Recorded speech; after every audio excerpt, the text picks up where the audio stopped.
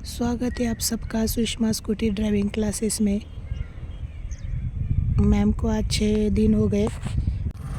Ma'am आहे ना cross बसले, डाव्या साईडचा पाय जास्त टेकतोय आणि थोडेसे क्रॉस बसलेले आहे, त्याच्यामुळे पण बॅलन्स बनत नाही। एकदा तुम्ही स्ट्रेट बसत जा, सीटवर कम्फर्टेबल दाबून बसा, हातांवर बिलकुल प्रेशर करू नका।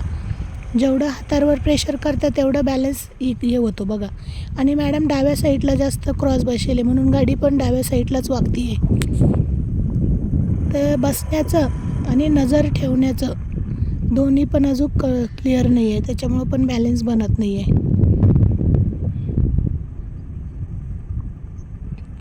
तर सायकल येत नसल्यावर असा प्रॉब्लेम खूप कमी जणांना येतो, त्यांना अजून मी प्रॉपर रेसवर कंट्रोल नाही येते। पाय कुठं वरती ठेवलं मॅम बघा, आता पाय बी वरती ठेवायला लागले। पाय वरती नाही ठेवायचं आहे मॅमला, फक्त खाली पाय सोडून प्रॅक्टिस करायची। आता एक पाय वरती ठेवून प्रॅक्टिस करते, हे चुकीचं आहे।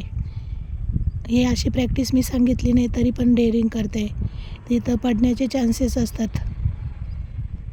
पाय वरती नाही ठेवायचे, आपला प्रॉपर बॅलन्स झाला नाही आहे।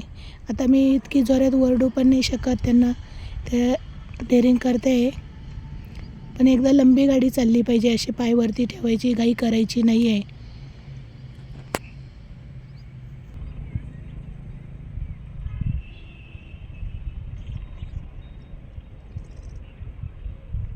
देखो क्या गलती कर रहे, पैर ऊपर रख रहे, पूरा बैलेंस भी नहीं आया और फिर भी पैर ऊपर रखे। अभी पास आने के बाद बोलती हूँ उनको कि पैर मैंने अभी लिए नहीं, कोई नहीं बोला, आपको प्रॉपर बैलेंस आया नहीं, आप कैसे पैर ऊपर रख पा रहे हो? आपको साइकिल नहीं आती, आपको थोड़ा सा टाइम देना है ना, इतनी जल्दबाजी नहीं करनी है सीखने में।